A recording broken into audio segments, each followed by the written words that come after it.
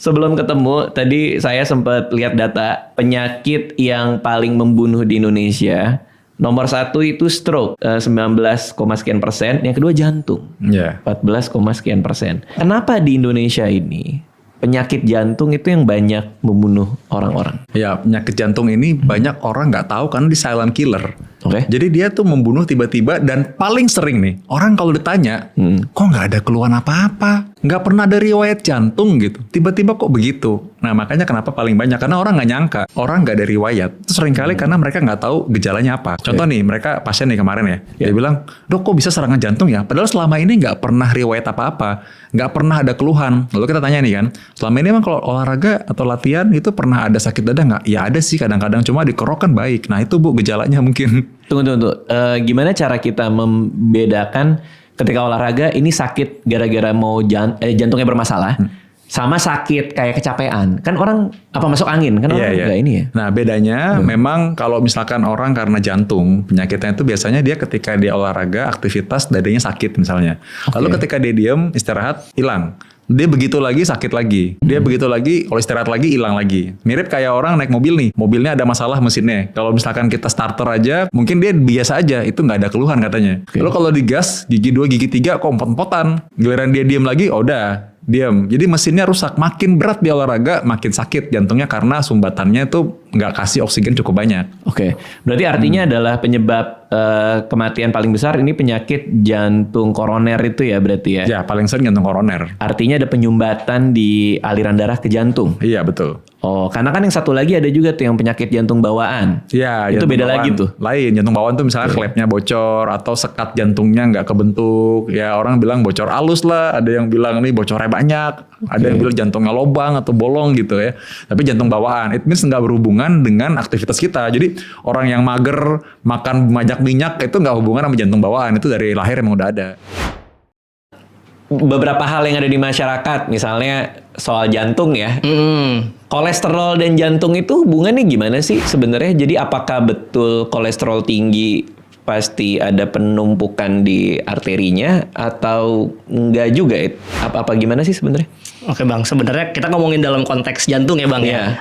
Sebenarnya di pembuluh darah jantung itu rawan numpuk plak kolesterolnya. Oke. Nah, jadi biasanya kita menargetkan nih di angka kolesterol berapa, biasanya kita pakainya LDL namanya. LDL. Biasanya kita sebutnya kalau bahasa awamnya kolesterol jahat biasanya ngomongnya ya. Oke. Nah, itu LDL itu kita ada targetnya. Kenapa? Supaya mengurangi penumpukan di arteri pembuluh darah yang bawa darah ke jantung. Oke. Takutnya kan ada sumbatan. Kalau misalnya plaknya lepas, dia nyumbat, serangan jadinya. Berarti LDL tinggi otomatis harus ditreat.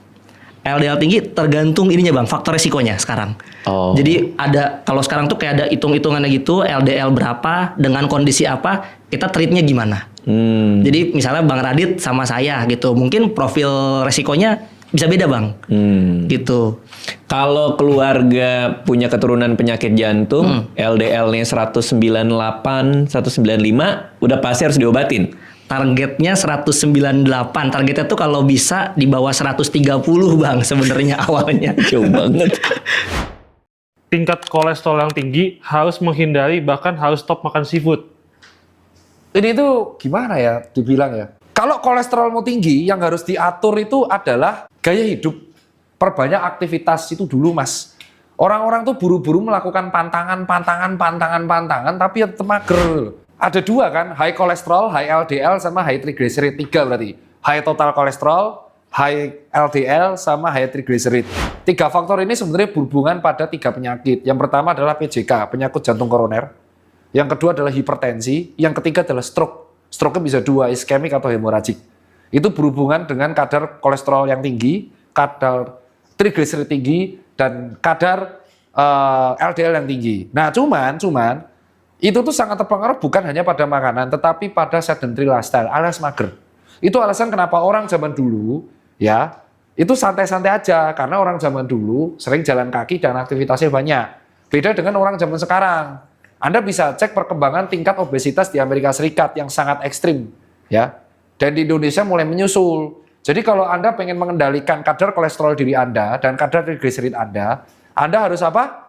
Meningkatkan jumlah aktivitas fisik. Gitu loh. Dan mengurangi apa namanya? ultra processed food, UPF. Dokter Kadek, ahli kelistrikan jantung. Sebenarnya aritmia secara definitif itu apa tuh, Dok?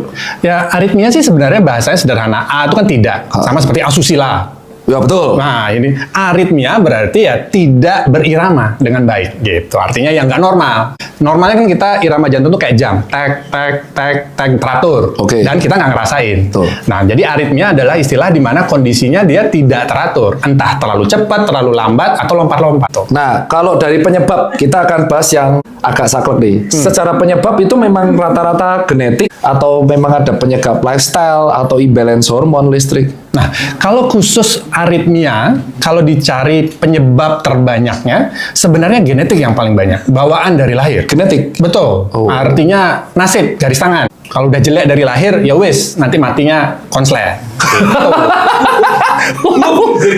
aduh serius.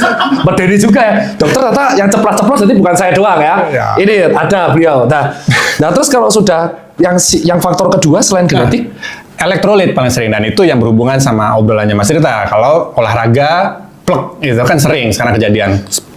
Sinkop, pingsan, atau ya tidak sadarkan diri, itu elektrolit sering kali sebenarnya penyebab.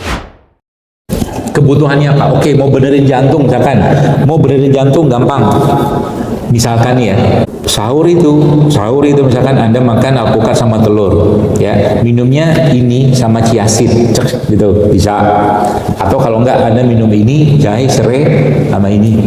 Atau ini jahe serai sama ketumbar. Ini buat jantung oke.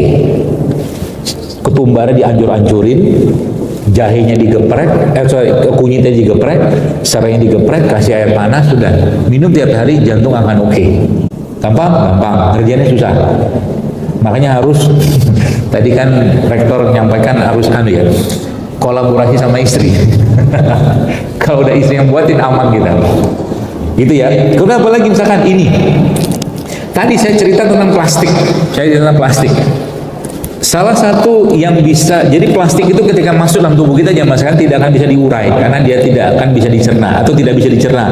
Yang bisa dilakukan adalah dengan mengikatnya. Salah satu yang bisa mengikatnya ini asam. Ini salah satu minuman favorit saya nih. Kalau lagi meeting biasanya kalau teman-teman saya itu tahu banget kalau udah meeting sama saya ada aja saya bikin. Minuman ini, minuman itu segala macam, termasuk juga nanti coba di rumah pulang nanti buka nanti coba beli buah naga. Buah naganya dikerok, terus kasih jeruk lemon, ya 1 biji itu diperes itu, kasih gula aren yang diparut. Itu susah saya bayangkan rasanya. Enak empol. Kalau saya ditanya, kalau Anda tanya sama sahabat saya, apa pembakar lemak ya, apa pembakar lemak dan pembakar gula yang paling efektif yang Allah benamkan dalam tubuh kita, maka jawabannya apa? Ada yang tahu?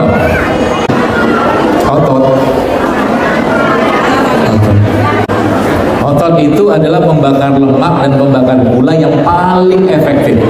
40 tahun kita akan mengalami namanya sarkopenia, penurunan massa otot. Makanya saya pernah lihat ada satu postingan salah satu ahli binaraga Indonesia ya, Mas Adera itu, dia menyarankan kaum muslimin terutama bapak-bapak gitu ya, cobalah sehari itu bisa push up ya 100 kali lah sehari. Jadi setiap waktu sholat itu Anda push up 20 kali ya, 20 kali aja, 10 kali naik gitu kan gitu. Kali 5 kan jadi 100. Nah, kalau Anda bisa kayak begitu, otot kebangun, otot terbentuk, maka gula yang masuk tadi oke masih nyampah sedikit makanannya, aman. Ada otot yang kuat.